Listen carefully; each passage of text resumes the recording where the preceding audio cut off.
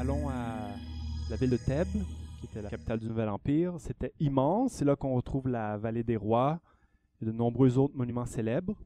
Alors on se dirige vers le grand temple qui est ici, qui est le grand temple d'Amon. Je vous l'ai montré un peu tout à l'heure. Approchons-nous.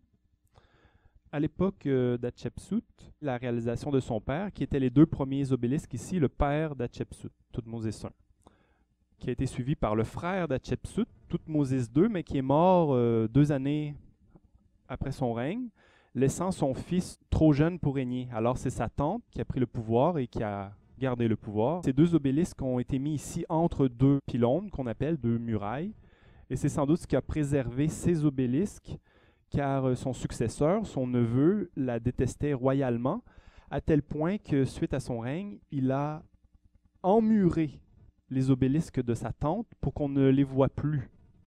Alors tantôt, on va entendre le texte qui se trouve sur cet obélisque, qui n'était même pas accessible aux Égyptiens eux-mêmes. Le successeur, c'était un des plus grands pharaons d'Égypte, Thoutmôsis III. Alors le voici, l'obélisque dont je vais vous parler, 29 mètres, 56.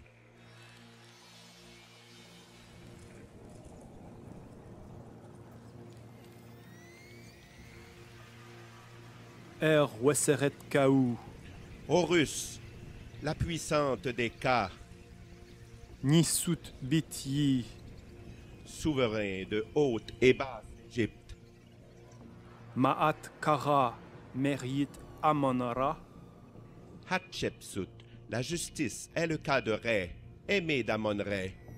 Iren Emetes, Ren Neitef, Sa Majesté a fait du nom de son père Semenu Menupen Oua, qu'il soit établi sur ce monument durable. Refet Redtu Iaou Nisut Bityi, Lorsqu'on a fait l'éloge du roi de haute et basse Égypte, Nebtaoui Aha Reper Kara, le maître du double pays, Thoutmôsis Ier, la manifestation du cas de Ré est grande. In Ni Netcher Sepes Pen, Par la majesté de ce Dieu auguste, Refet Saou Ternui Werui, lorsque les deux obélisques grandioses furent érigés, In Emetes Me Sep Tepi, par sa majesté à elle, comme la première fois.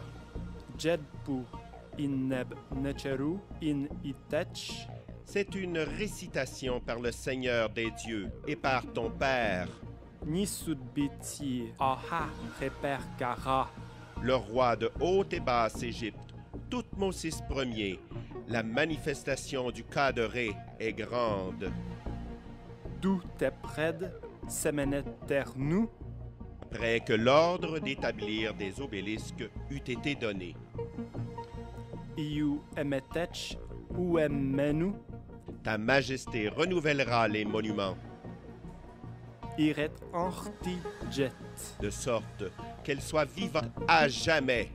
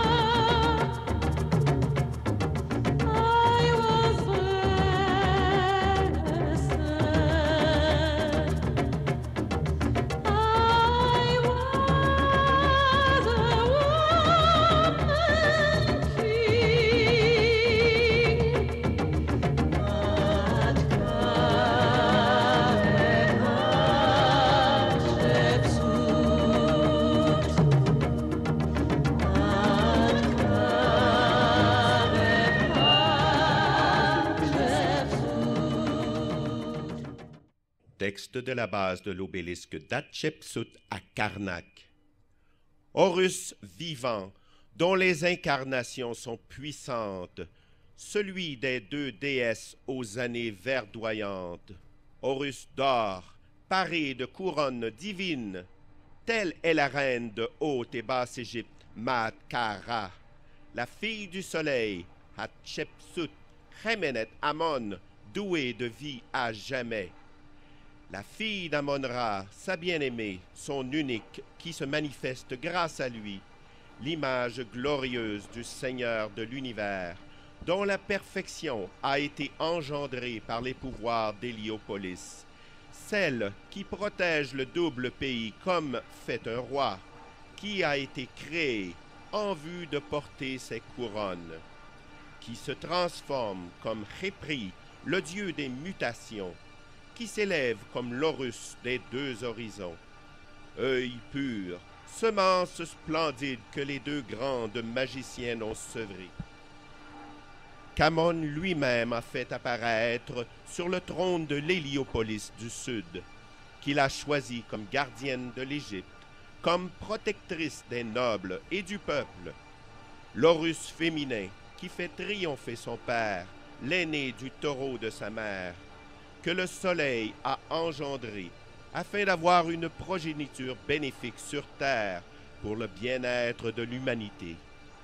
Tu es sa statue vivante, la reine de Haute et Basse Égypte, Maat-Kara, or pur de royauté. Elle a fait ce monument pour son père Amon, une construction de 2 grands obélisques de granit d'Assouan.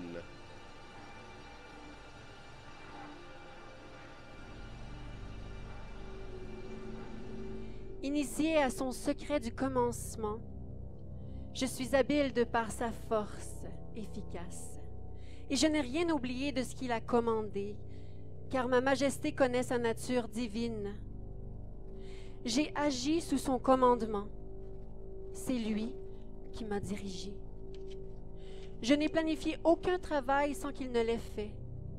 C'est lui qui me donne les directives, sans lesquelles je ne construirais pas son temple. Je n'ai pas dévié de ce qu'il a ordonné. Mon cœur est le dieu Gnose et ma tête est celle de mon père. J'ai pénétré les plans de son cœur. Je n'ai pas tourné le dos à la ville du Seigneur de l'univers.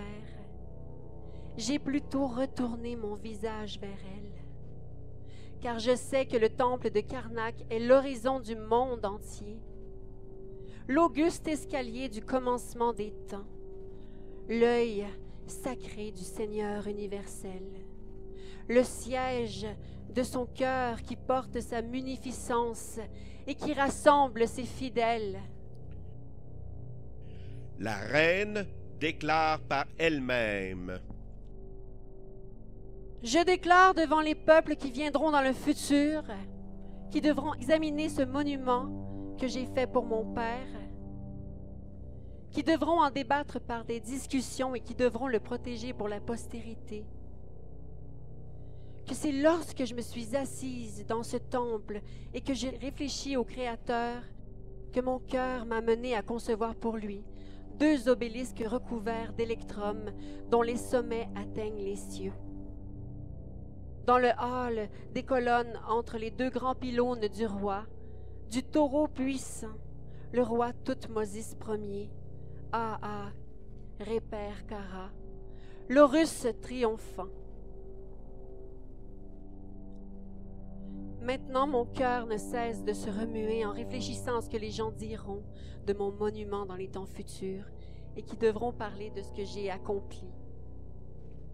Prenez garde de dire « je ne sais pas pourquoi une telle chose a été accomplie ».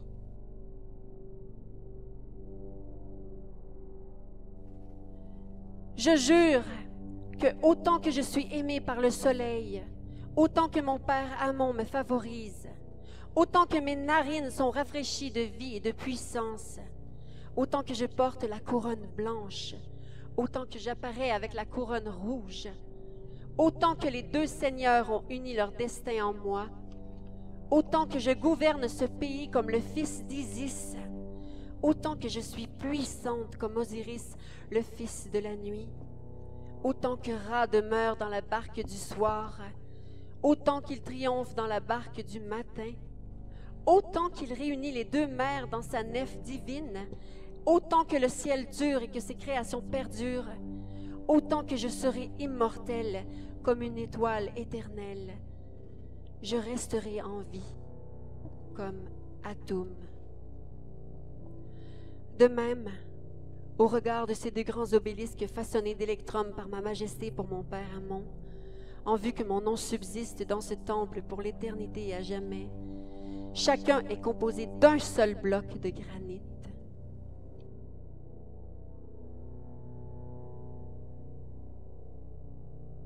Ma majesté a débuté cet ouvrage en l'an 15 du règne, le 20 décembre, et a terminé en l'an 16, le 19 juillet, totalisant 7 mois de travail. J'ai accompli cela par amour pour lui, comme un roi pour un dieu. Ce fut mon souhait de les lui fabriquer recouverts d'électrum dorés. Et je m'attends à ce que les gens disent « Ce n'est qu'une gaine qui enveloppe de petites pierres. » Ma bouche est efficace par sa parole, et je ne reviens pas sur mes mots. Entendez bien, je les ai pourvus du meilleur électrum. Je l'ai pesé à la chaudière comme des sacs de grains. L'ignorant et le sage le savent autant l'un que l'autre. Que celui qui entend n'aille pas dire « Elle a fait cela par vantardise pour se glorifier ».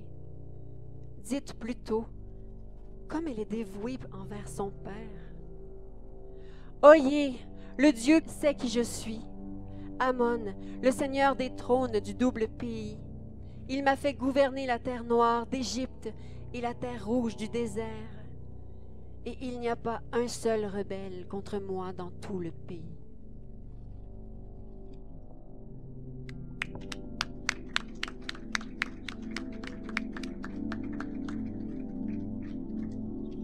C'était Gabriel Bouliane Tremblay.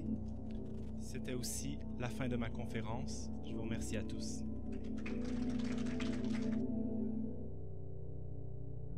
Jean Simard.